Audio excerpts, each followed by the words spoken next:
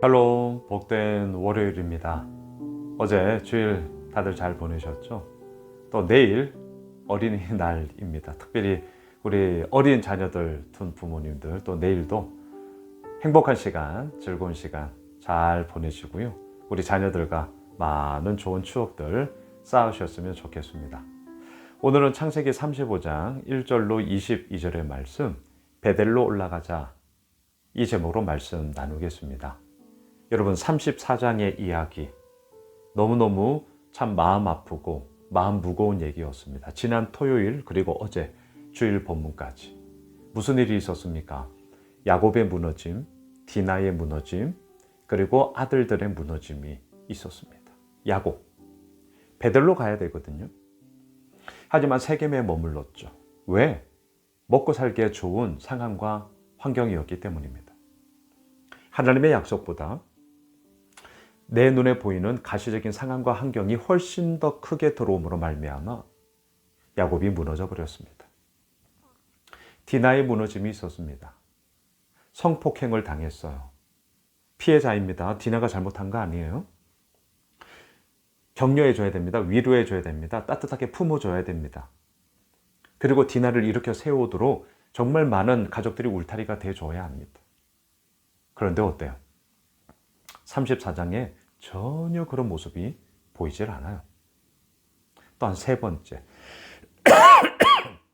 야곱의 아들들이 무너지고 있습니다.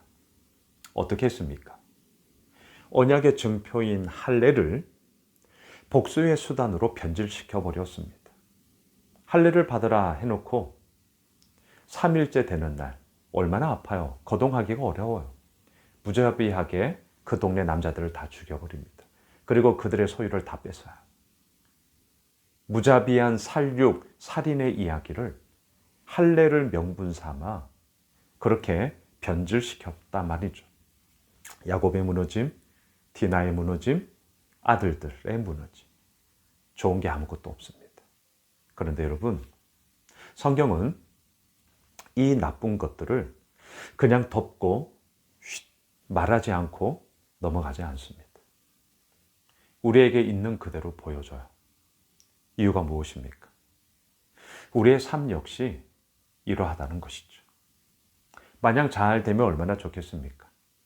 하이웨이를 달리듯이 쭉쭉 빵빵 거침없이 나의 모든 인생이 그렇게 달려가면 얼마나 좋겠습니까? 하지만 어떠셨어요? 그러셨어요? 아니요. 아니요. 힘겹고 어려움의 이야기가 우리들에게 얼마나 많이 있었습니까? 우리들도 무너짐 때문에 허우적될 때가 얼마나 많았습니까? 바로 그 얘기를 하는 거죠. 자, 중요한 건 무엇입니까?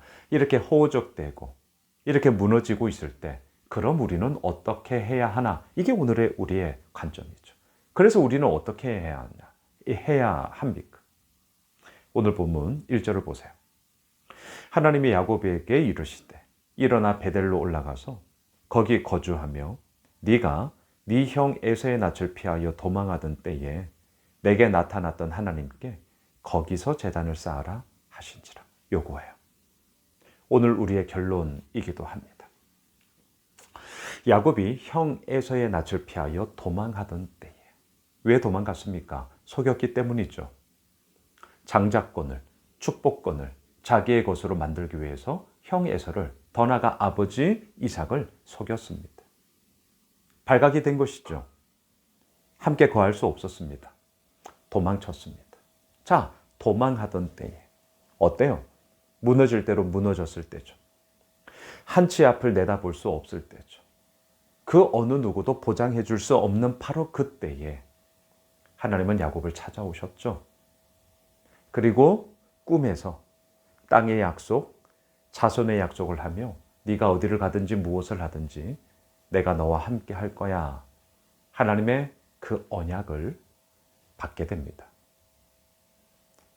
자신이 베고 자던 돌을 쌓아 베델, 벳, 집, 엘, 하나님, 하나님의 집이라는 뜻의 이름을 명명하며 그곳에서 자기 역시 하나님께 언약을 맺으며 그렇게 외삼촌 라반의 집으로 갔던 것 아닙니까? 자, 20여 년의 세월이 흐르고 다시금 이제 돌아올 때 세겜에 머물러 있어요.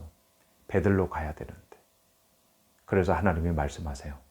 다 무너져 버린 이 야곱의 가정을 향하여서 말씀하시는 거예요. 베델로 올라가라. 다시 말하면 뭡니까?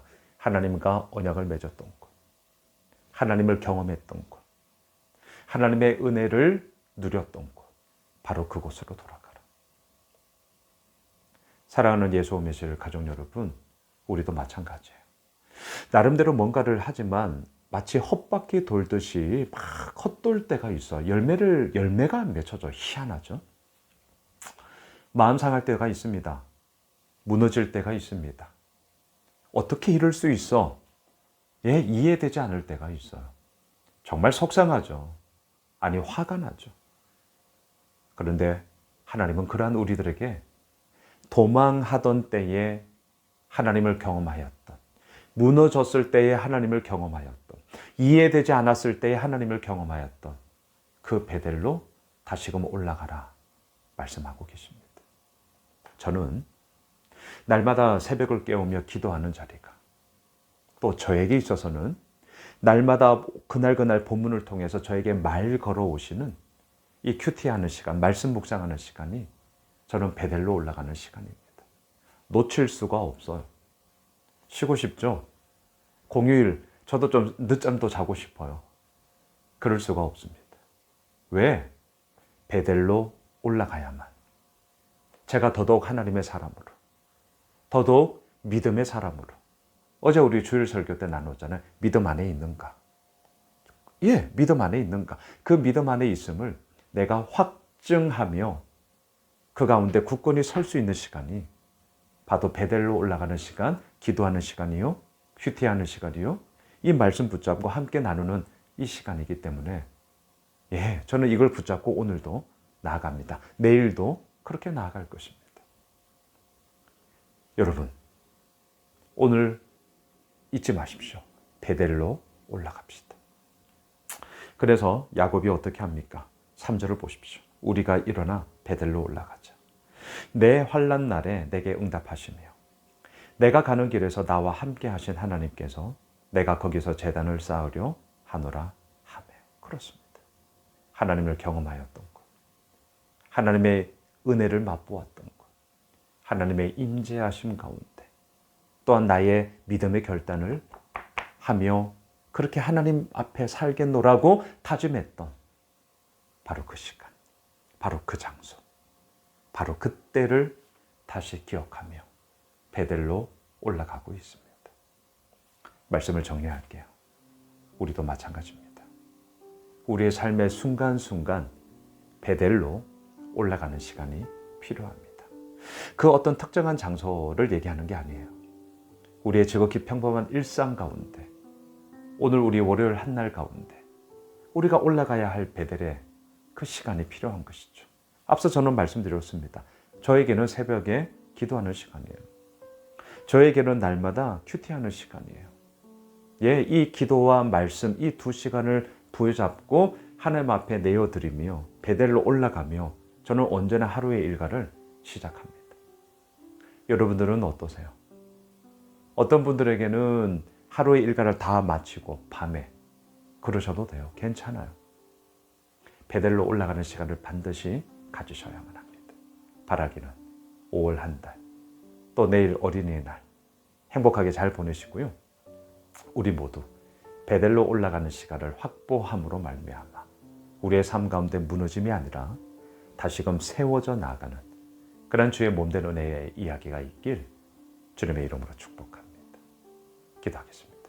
그렇습니다, 주님. 베델로 올라가겠습니다. 하나님 앞에 엎드리며 하나님께 나아가며 아버지의 역사하심 가운데 온전히 거하는 저희들 모두가 되게 하여 주시옵소서. 예수님의 이름으로 기도드리옵나이다. 아멘.